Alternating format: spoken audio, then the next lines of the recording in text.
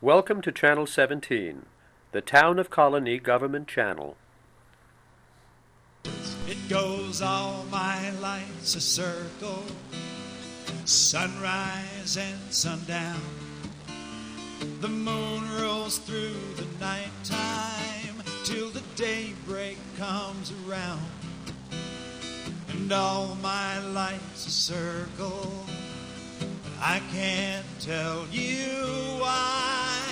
Seasons spinning round again, the years keep rolling by. Welcome to Story by Story, sharing the human experience. I'm your host, Kate Dudding.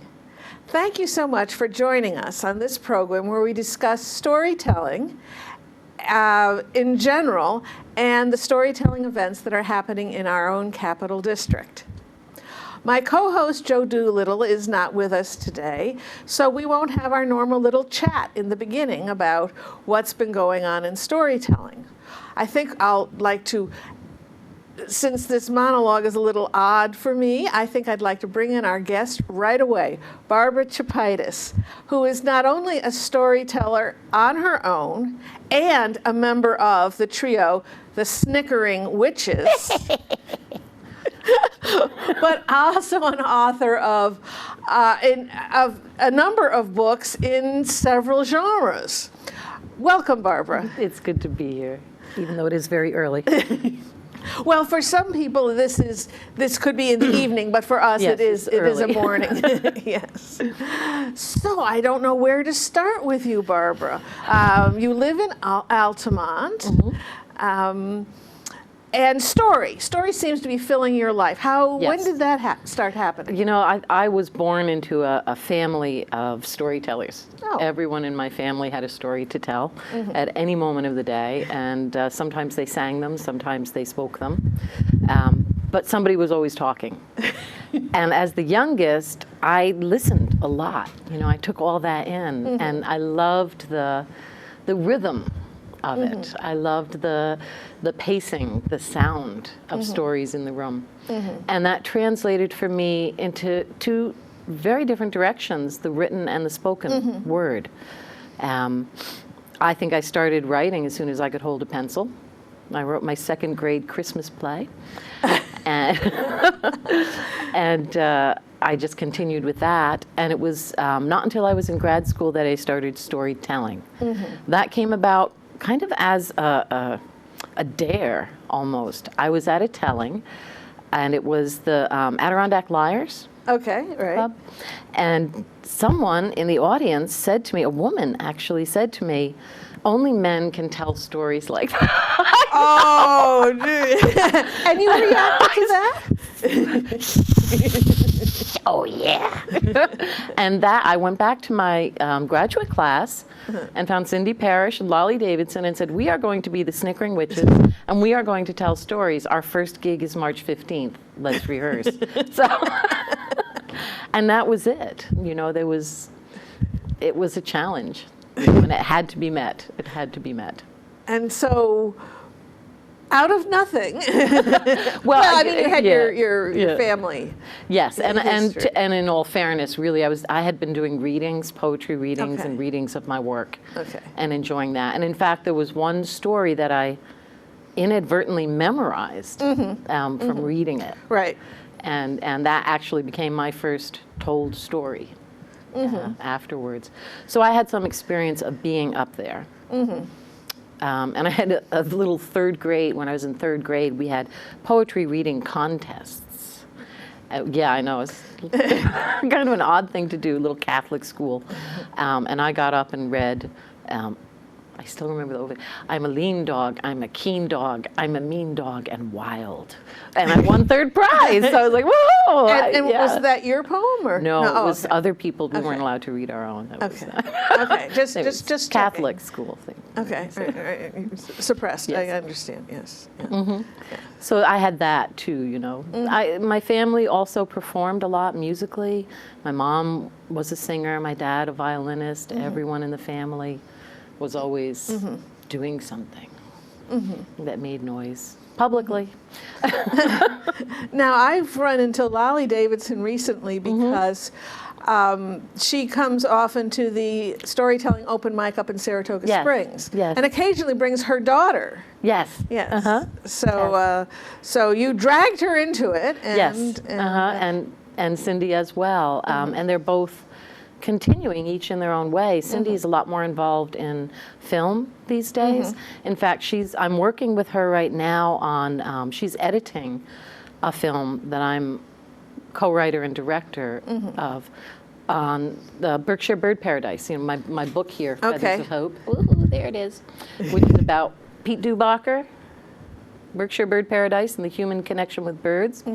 And we made a short film, and she's in the process of editing it. So we still work together in a variety of ways. Okay. Yeah. So people can find out, before I forget, people can find out about you in general at wildreads.com.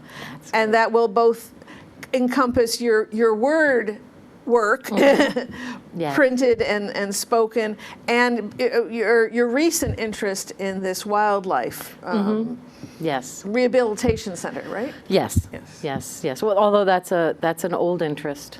I have a lot of bird stories myself. A lot of odd interactions with birds, and I love what Pete does out there. So that's I like to tell other people's stories as well. Cool. Yeah. And if people are interested in finding you on Amazon.com, they should look under Snickering Witches. Yes, for the spoken word, they should look under Snickering Witches. For me, they should, learn how to spell my name, okay? Yes, I can both spell it and pronounce it. Yay. Whoa! Having an unusual name, I know that it's good to be able to do that. Right. So you've had so let's, before we get to a story, because I do want to get to a story, but you've got all these books here, and I've owned 2 of your books, which are not in this genre. Totally unrelated, yes. Yes, totally unrelated. Yeah. So tell us more about your books. Well, this is nonfiction, and that's a new endeavor for me, writing nonfiction.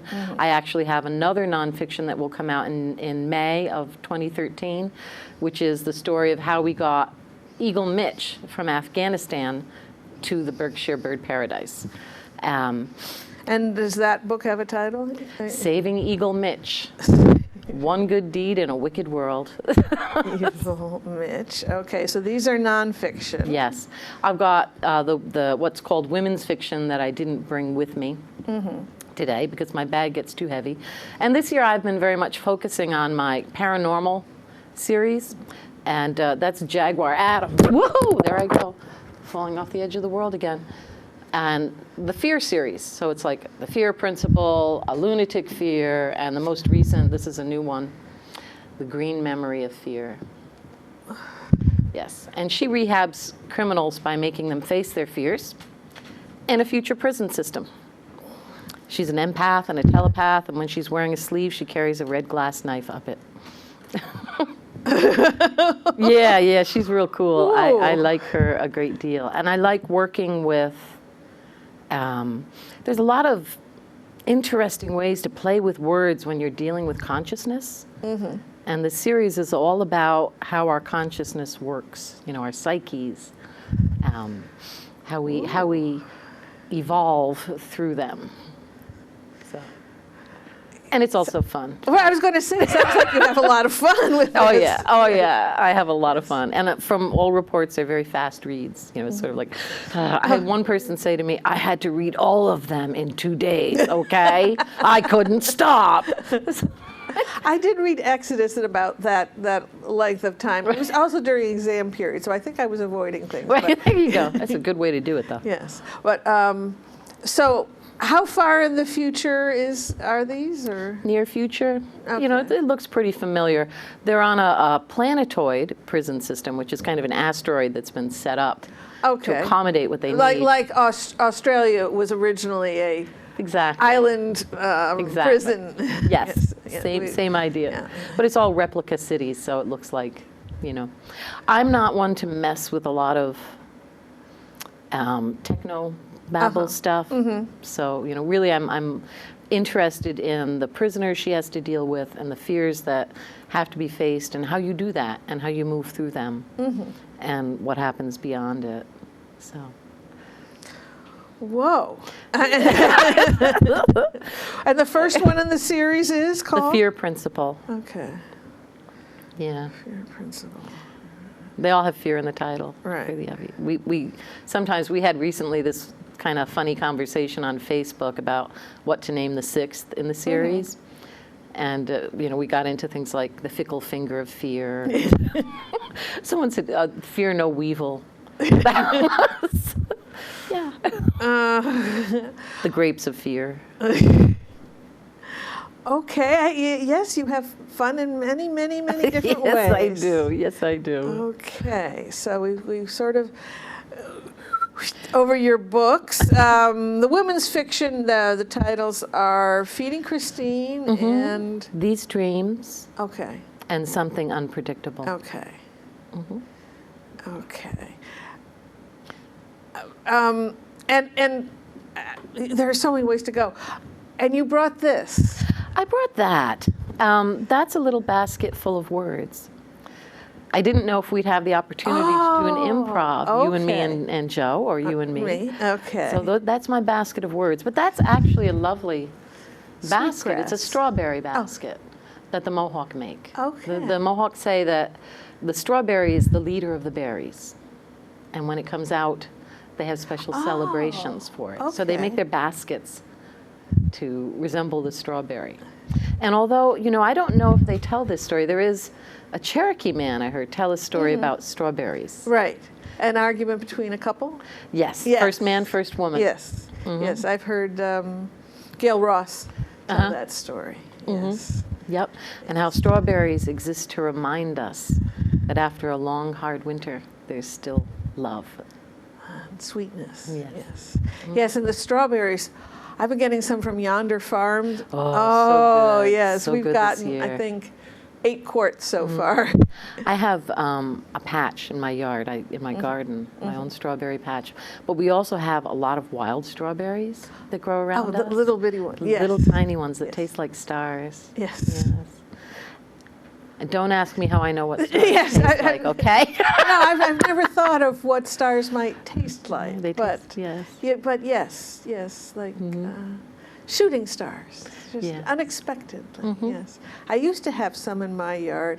I'll have to look carefully to see if the myrtle hasn't overridden them completely. We've got, they're ubiquitous in our yard, so. Okay. Well, we're 15 minutes into our show. We've learned a lot about you, but I always like to hear a story. Sure. Before we get too far in. Sure. So would you tell us a story? I would tell you a story. I think in general, because I come from a musical family, and for me, musicality and words are very connected in my writing as well as my telling. So I'm going to start with a song, if that's all right. Fine. And this is a song which, Kate will appreciate it about me. And I'm just going to go right into it. My analyst told me that I was right out of my head, the way he described it.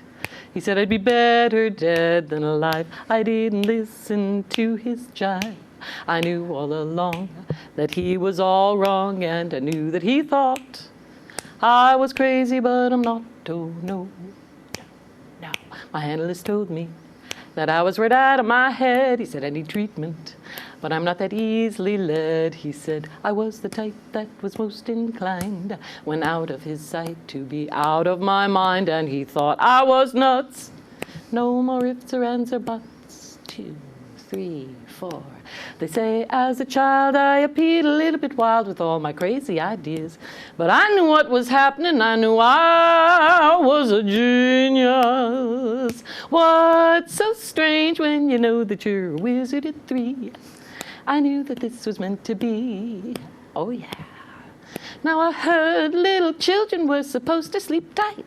That's why I got into the vodka one night. My parents got frantic, didn't know what to do. But I saw some crazy scenes before I came to. Now, do you think I was crazy? I may have been only 3, but I was swinging. They all did angry young men. They all did Edison and also Einstein. So why should I feel sorry if they just didn't understand idiomatic logic that went on in my head? I had a brain, it was insane. Oh, they used to laugh at me when I refused to ride on all those double-decker buses, all because there was no driver on the top. 2, 3, 4. My analyst told me that I was right out of my head, but I said, dear doctor, I think that it's you instead, because I have got a thing that's unique and new to prove that I'll have the last laugh on you, 'cause instead of 1 head, I got 2. And you know 2 heads are better than 1. And I started with that because the story I'm going to tell you has, well, let's say heads are important as part of it. This is called, And So the Days Begin. So it begins that truly the words of those gone before have become instances and examples to those who followed, that folk might view what chances befell other folk in other days. And this is that story we all know, that story we all are told, that story we forget to remember. It travels here from a voice that would not be stilled once upon a time long, long ago. And for this we will soon be truly thankful. Therein it is related that in this tide of yore there was a king. Truly there have been many kings, and too many like this, who preferred his women to do without their heads. Yes, it's an old story, a little frayed around the edges, but I'm not dealing with edges at all. If you've heard it before, you're free to leave, since this is a free country. But if you know a king, if you are cohabiting with one, in or outside the bonds of matrimony, if you are a woman who values her head, I counsel you to heed these words, for this is that story which was, becoming that story which it will be if we remember not to forget.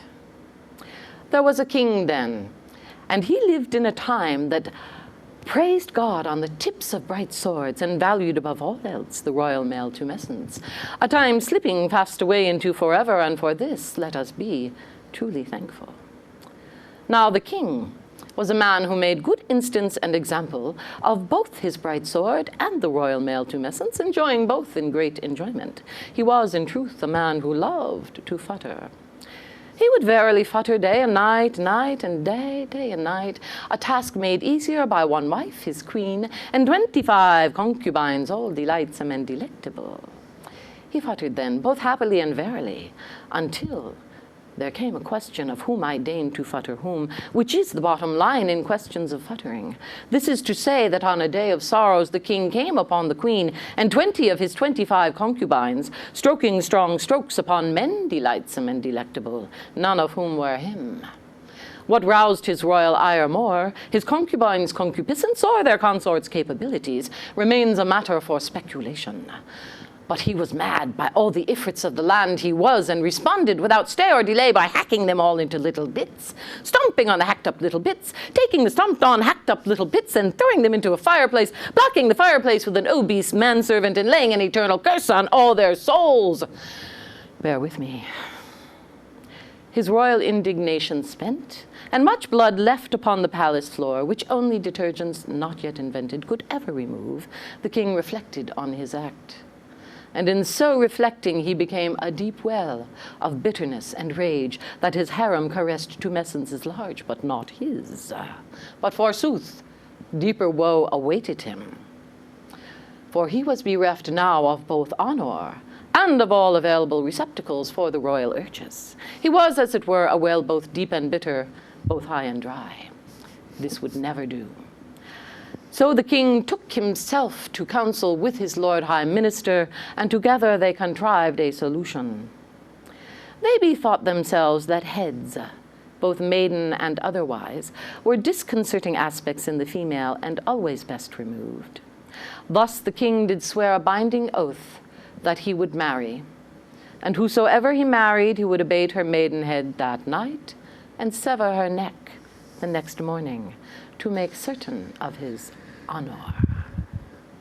And so it went for 1,195 nights. The king removed maidenheads and maidens' heads. That is 1,195 heads that could have laughed, or cried, or sang songs, or written books, or made other heads that would someday travel great seas to become rosy riveters and senators and shrinks, so that we will never know how many Hillary Clintons and Steinhams and Dr. Ruths thus were lost. And so it was, and so it went, until there was not left in the city a body fit for carnal copulation.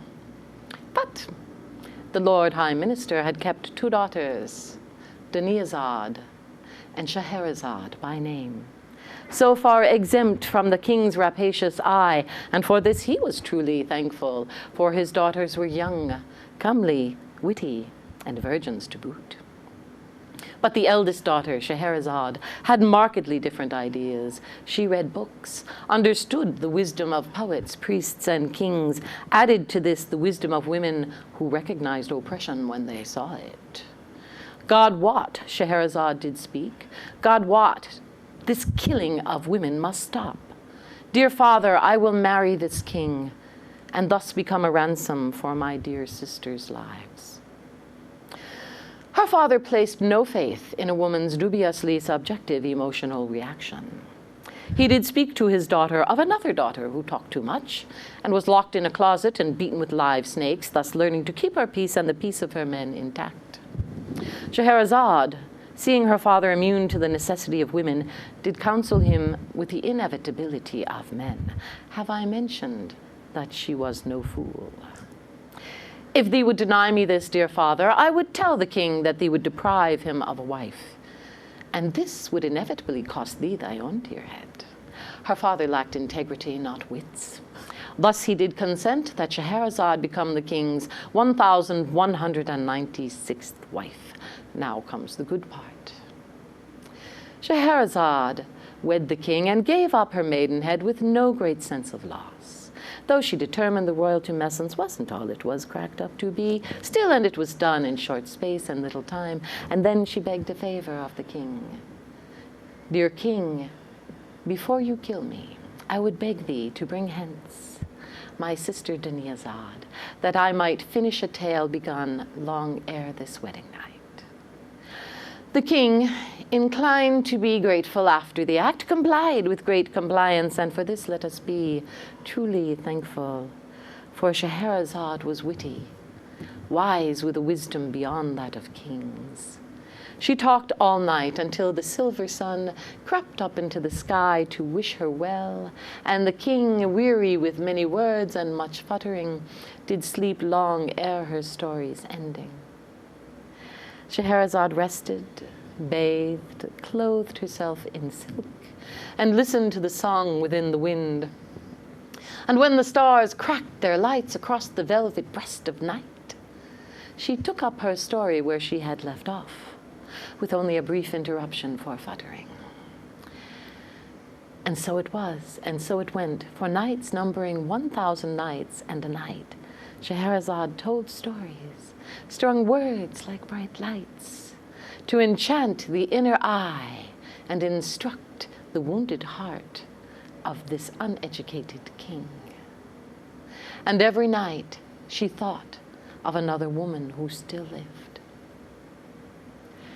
And even as she taught us how to spin a tale and why, the king learned to hang low his own head, to repent of his futterings and his decapitational tendencies, his feckless demand for an honor he had not earned. He promised by the tip of his sword and the royal mail tumescence never to be so again. Now, as you well know, meaning as I am about to tell you, Scheherazade transcribed her words into writing for those who would follow, that we would remember not to forget. And this is that story which was of a king who did wrong and learned better. This is that story which it has become of a woman who lived not in silence, of a woman who lived and determined her sisters should do likewise. And who can tell how many Clintons and Steinhams and Dr. Ruths thus exist, because when the king decreed that all around should lose their heads, Scheherazade kept hers. And for this let us be truly thankful.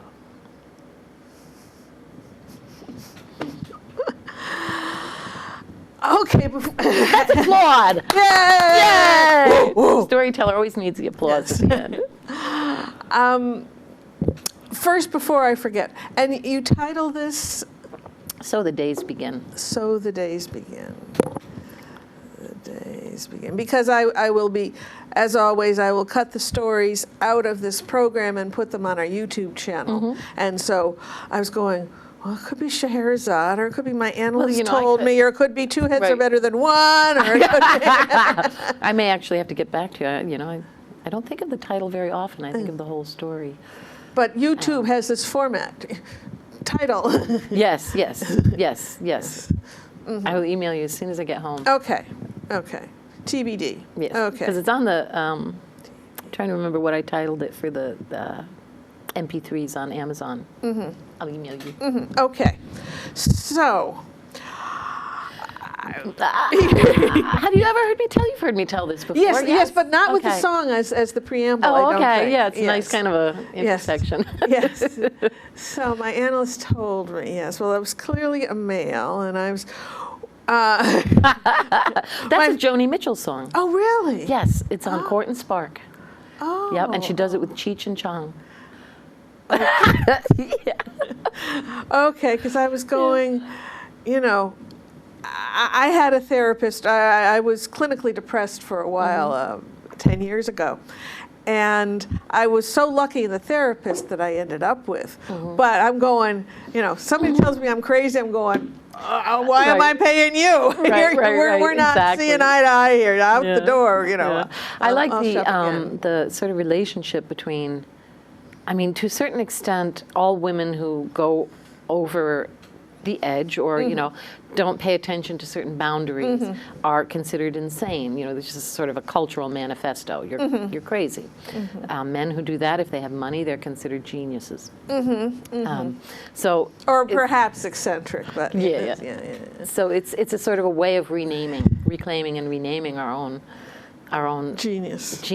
Yes. And I think certainly with Scheherazade, what she was doing was insane. She was going to marry this king to save, and that's a part of that story that we often forget. When I ask students, for instance, do you know who wrote Aladdin's lamp? Where's that come from? Something to do with knights, like Knights, they're thinking. And that's where all the, we must remember not to forget. Right. That behind all those stories was this woman who needed to save other women. Right.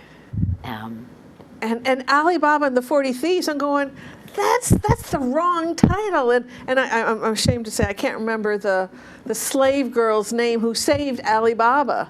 Was that? I don't know. Yes, Yeah. but she's the one who figured out what was going on. Right. That the thieves were in the jars of oil. There you go. Yep. So it's like it's her story. It's not. There you go. He was found, lost and about ready to lose his head and. Yes. And I came across this when I was in grad school. I was taking a course with Judy Federley on women in fiction, and we read In Search of Our Mother's Gardens by Alice Walker, and she advised women writers that we needed to find our literary mothers in the same way men name their literary fathers. And hers was Zora Neale Hurston. And she went on a physical search for her grave and her biography, just as you're going to research Annie Oakley. Right. And I realized that Scheherazade was my literary mother because she walks in both worlds. She told these stories. She was a teller. And then later they got moved into writing. Right. So she's got a foot in the oral tradition and the literary tradition. And she's a wild woman. Right? Yes, and she was probably a very young woman too. Yes. that Yes. probably a teenager Yeah. in those days. Yes. Yes. So go girl. So that became sort of, and that was my first told story as a result. I also loved that, I worked with the Burton edition and the kind of the rhythms of those, concubines, concupiscence. Yes, Playing with yes. all that was just Right. so much fun. Yes, that the voice that inhabited you, I guess. Yes, there was a little Buddha, or there was a Far Eastern influence. Little thing going on. Yes, that was quite enjoyable. Good. I'm glad. Yes. I'm glad. So literary mother. Yes, literary mother. Or any kind of, whatever your Right. passion is, finding those who went before you. Yes, yeah, and we need our guide through, like Dante had Ovid leading him through Inferno. We need what's going to guide us through our chosen vocation. Who will be our guide? And Okay. Scheherazade is definitely mine. Interesting. Yeah. Now I have. Can I talk to you a little bit? Can I have a little talk. session? Let's talk. I have two interests. As a storyteller, I specialize right now in people who made a difference, and my shameless brag or promo is I'm finishing up my third CD, Young People Who Made a Difference. And so I'm going, well, who did stories like that? I have no idea.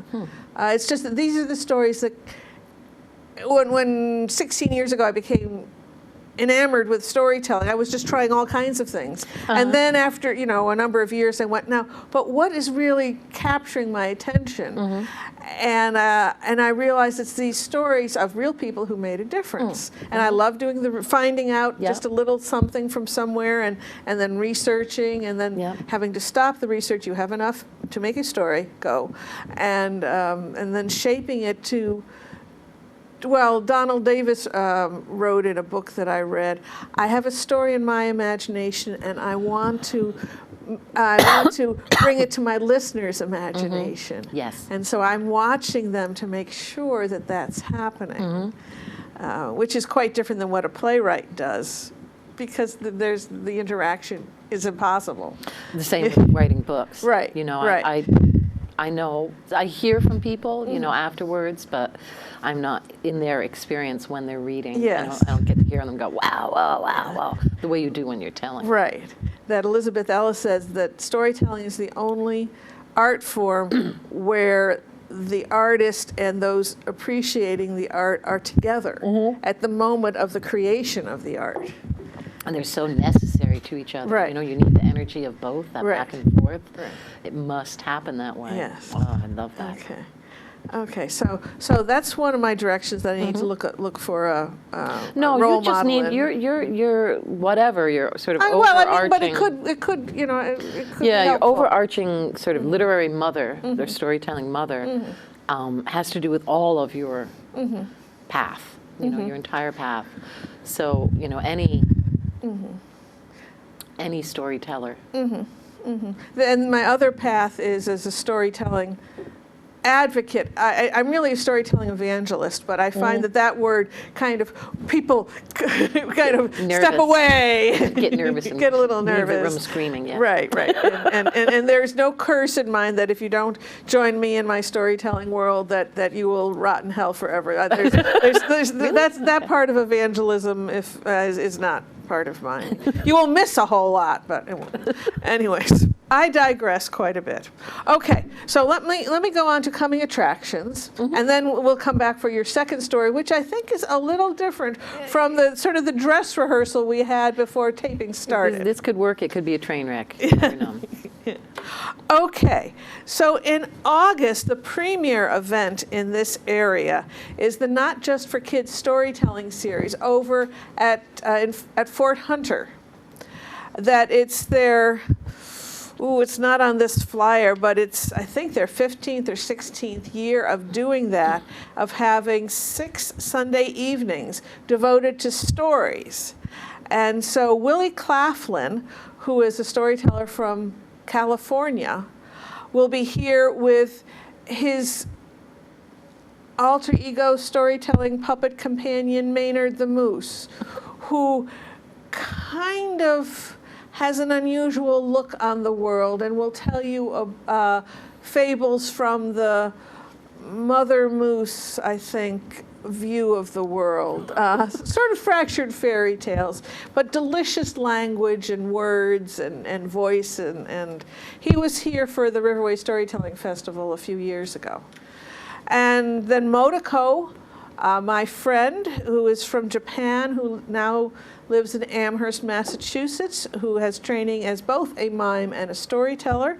Her program will be called Concubines, Pickpockets, and Ghosts, the Hidden Faces of Japan. Then Bill Lepp, who has won many Liars contests. Liars contests aren't too big up here, but telling tall tales. And you know they're a tall tale when he starts out, but he starts out reasonable and then just keeps on taking you off into, Never Never Land, but it's a wonderful journey. And then Andy Davis is a storyteller from New Hampshire. His title is Politicians on Brooms, Other Visions from the Quest for Truth and Beauty. And then September will be ending with our own Claire Nolan from Albany, Tall Tales and True in the Mohawk Valley. So it's free admission, free refreshments. There is a place for you to make donations. It's in Fort Hunter, and you can see all the information on your screen. They have many sponsors, and if you would mention that you've enjoyed story, not just for kids storytelling, I'm sure everyone will be happy about that. So that's our premier event in this area in August. Joe Doolittle and I are working on our programs, upcoming programs at Story Sunday at the Glenn Sanders Mansion, where we will be having our 100th Story Sunday, the beginning of this coming season. 100 Story Sundays. Congratulations. Thank you. Yes, it's like, oh, wow. Right. I mean, we knew it was our 14th season, but I counted up. I'm going, well, if you do about 8 a year, oh my goodness, 6 to 8 a year. So we're planning that and our season at Proctor's, that we're very happy with our home at Proctor's, and we just want more people to find out about it. And we're trying to cook up some plans with their head of marketing there and his team. So we're looking forward to that. And I'm almost positive in October we'll have Sunday afternoon of scary stories. Somebody mentioned that was kind of a no-brainer, but it hadn't really dawned on us. It happened once, sort of by somebody suggested it, but we didn't really go, October scary stories, duh. Duh.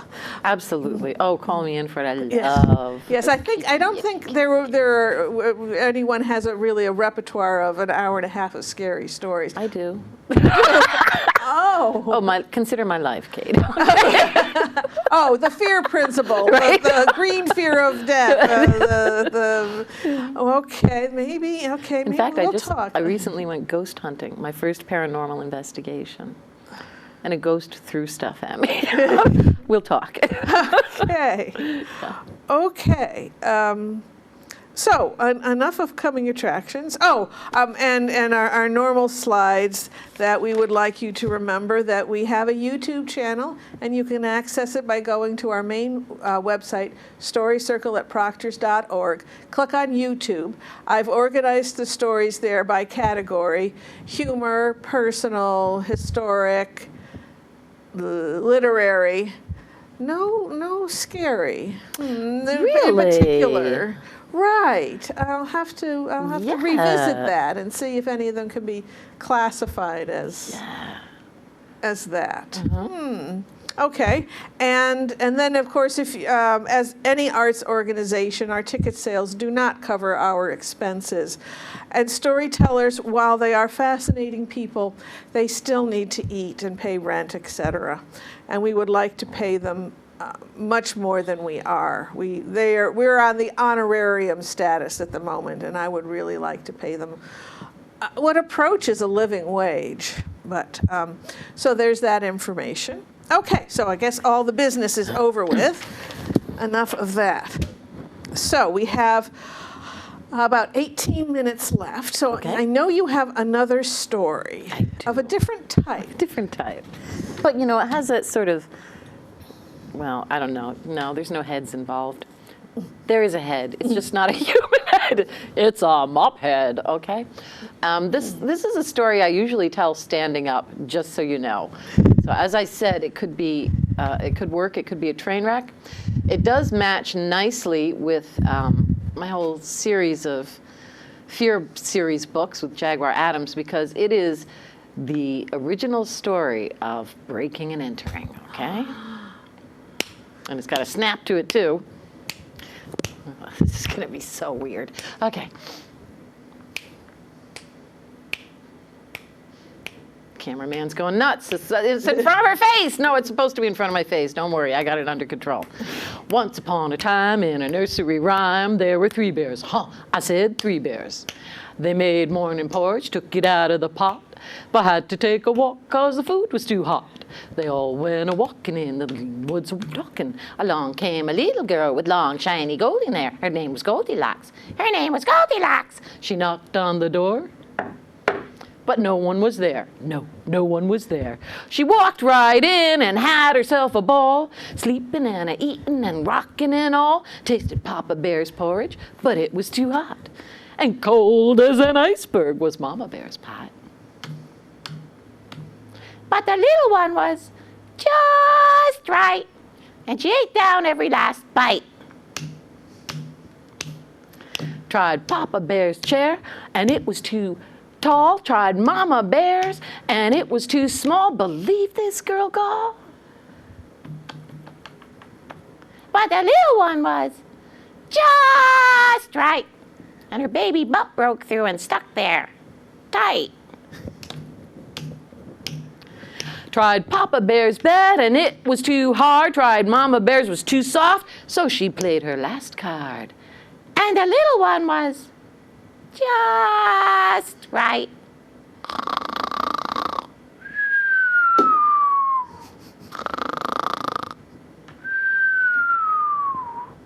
Ba ba ba ba, long came the 3 bears, tired from the woods, ready to sit down and eat some home-cooked goods. Yeah. Hey, said the Papa Bear, somebody's been eating my porridge. Hey, said the Mama Bear, somebody's been eating my porridge. Do you think we have ants? Hey, Mama She-Bear. Hey, Mama She-Bear, said the little wee bear. Somebody ate my porridge all up. There. Hey, said the Papa Bear, somebody's been sitting in my chair. Maybe it's poltergeist. Hey, said the Mama Bear, somebody's been sitting in my chair. Hey, Mama She-Bear, said the little wee bear. Somebody broke my chair. There. So they went upstairs to see if there was more, found messed up sheets and pillowcases all over the floor. Hey, said the Papa Bear, somebody's been sleeping in my bed. Did you forget to make it, dear? Hey, said the Mama Bear, somebody's been sleeping in my bed. And you have paws, you can do your own chores.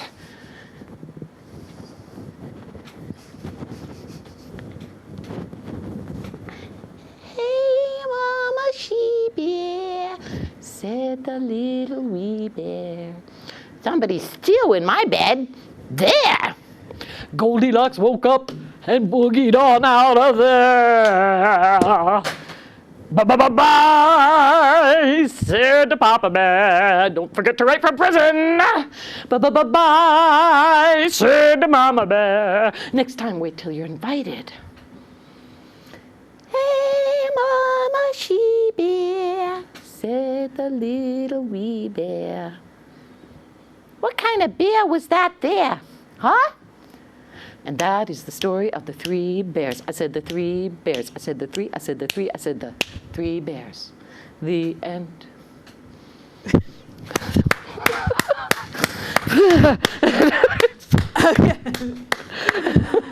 Yeah, a little bit of Goldie drifted past me too. Goldie's everywhere.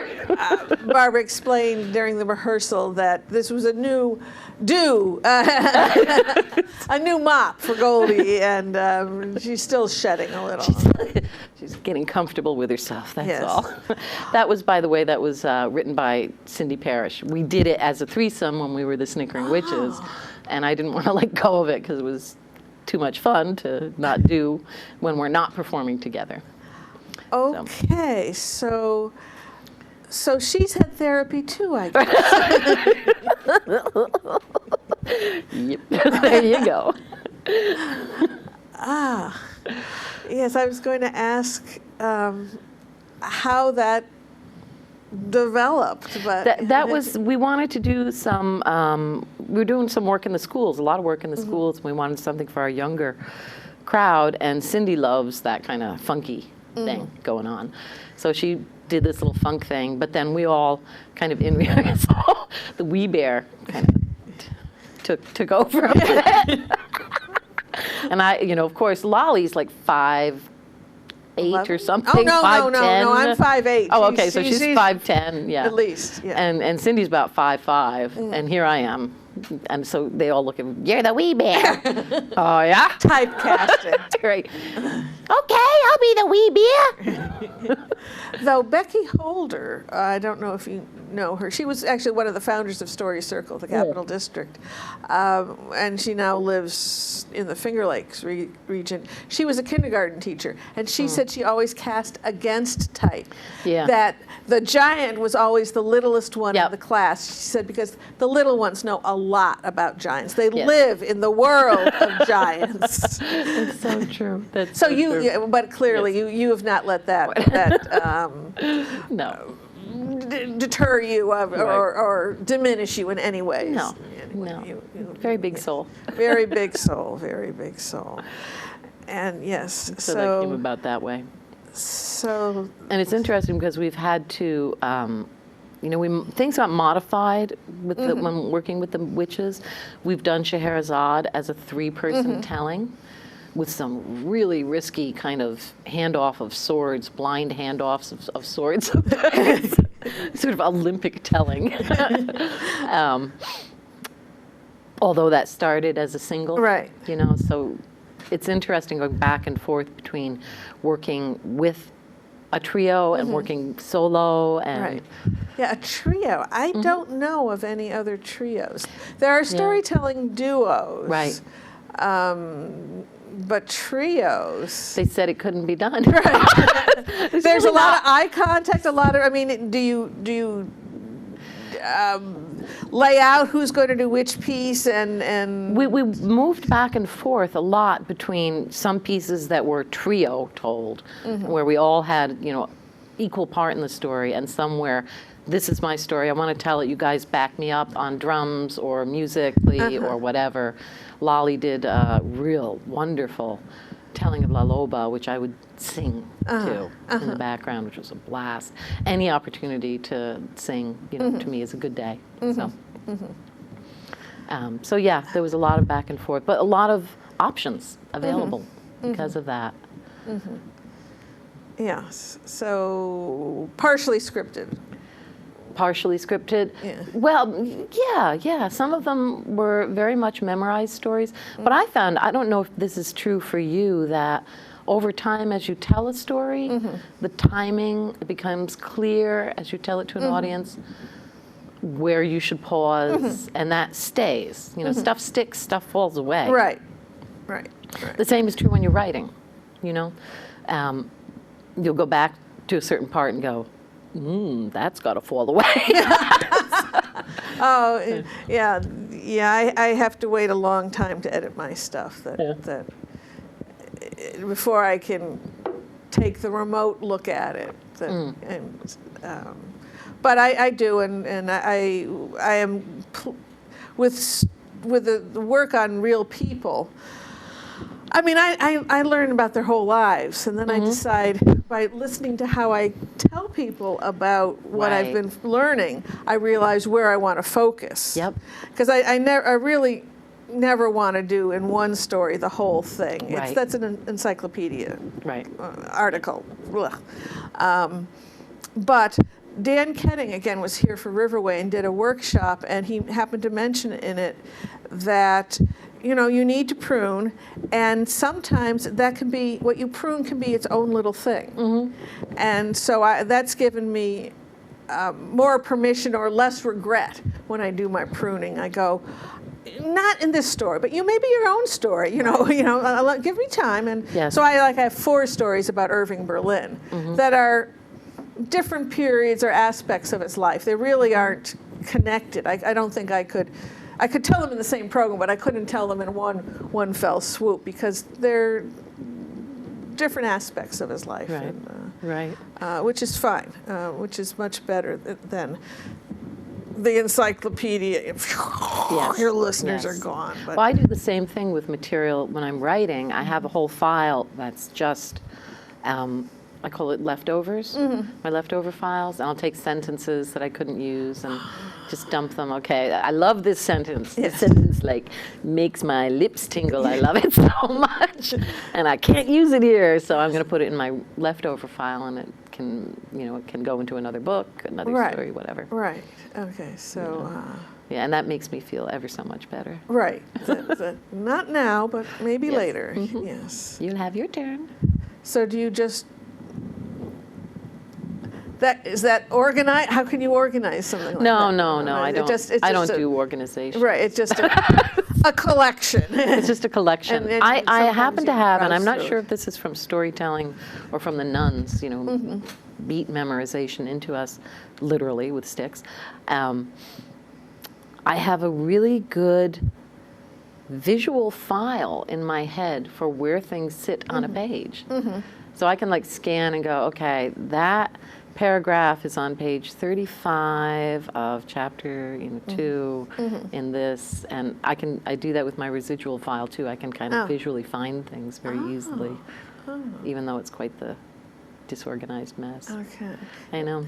Well, I only when I took French classes in high school, we had dictée, where our teacher would dictate a paragraph from what we were supposed to have read for our homework, and I could almost always remember. Oh, that's in the middle of the page. I didn't remember the page number at all. Right, but I could come up with, okay, it's find up it there, on the page. and Yes. I couldn't read it though. I couldn't, I couldn't, I had to actually remember how the verbs were conjugated and what made sense there, and so forth. But. Okay, so our brains are wired differently, and it's very interesting. It is. It's very interesting. I find that when I teach in a graduate program now. Where? In Colorado, of all things. I teach at Western State College of Colorado, their MFA program in creative writing. I know, quite a commute. It's a low residency program. I don't know what that means. That means the students come out for their resident part for 2 weeks in the summer. I understand now. Yep. And Empire State College, I think, has that same sort of thing. Yes, they do that. So 2 weeks in the summer we're together, and then the rest of the time is online. So I can teach. I go out to Colorado for a few weeks in the summer. Oh, what a shame! And then I come home and teach them. So do you start with the residency? We start with the residency, and I like it. I like that much better than just online work. I get to know them in this very intense way. But I'm finding, I'm working with these people that they're all writers, but their process, their methodology, their blocks, their traumas, their joys are different, very individual for each one. So I have to kind of learn the spectrum. Right. Yeah, there are many different learning styles and working styles. Yeah. being a certified geek with my master's in computer science. I use Excel sometimes for, to organize things Yeah. and reorganize things. And, Yep. and Whiteout it's so pleasurable that Whiteout is no longer with us. Undo and All copy those bottles and of paste Whiteout, and all those yeah. Whiteout companies that went Yes, bankrupt.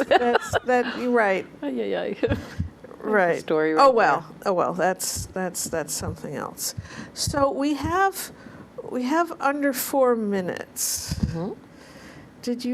Is that enough time to play with your I suppose word we could. basket? Let's give it a shot. Let's see what happens. Okay, here you go. So you get a phrase, you get a thing, a character, you get a place, and then,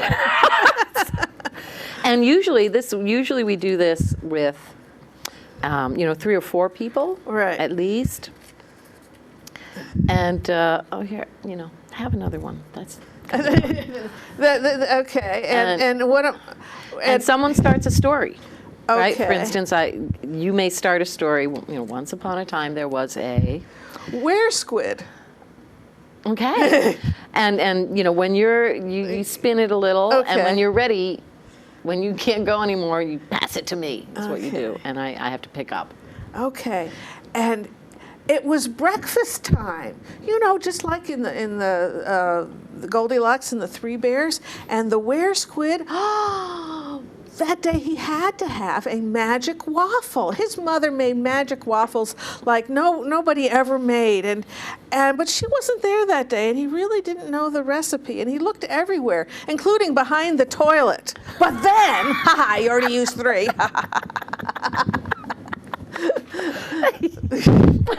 Oh, yes. my turn. Yes. Oh, yes. Okay. Look. But then, fortunately, right coming out from under the couch, he heard a little noise, sort of like, hey, help me. And he looked down, and there under the couch was something that looked kind of like beer. But it was in a shape, and it had eyes. So it was a living beer, I guess. And the Were Squid said, what? Do I drink you? What do I do? And the beer said, no, I'm under a spell. Really, I'm the queen of everything. And if you help me go back to being the queen of everything, then I will get you your magic waffle. And the Were Squid said, what if I can't? And she said, well, then I'll rip your heart out through your lungs with my fingers and dance in your blood. Okay. And so he began to figure out how. Well, first he had to figure out. You can pick more if you need. I can pick more. I don't want more. I have enough. Well, what kind of spell are you under? Oh, I don't really know. It was so confusing, but I think it had something to do with plaid underwear. That's not even here. And unfortunately, we have to stop at that point. We have less than a minute, so and we're leaving it to you so that you can join in and finish this story There for you yourself. go. This You're has part become of the interactive. Totally interactive at this point. So thank you, Barbara, for being with us this month, and thank you for joining us for Story by Story, Sharing the Human Experience. We hope you come back again. It goes all my life's a circle, sunrise and sundown. The moon rolls through the nighttime till the daybreak comes around. And all my life's a circle, but I can't tell you why. Seasons spinning round.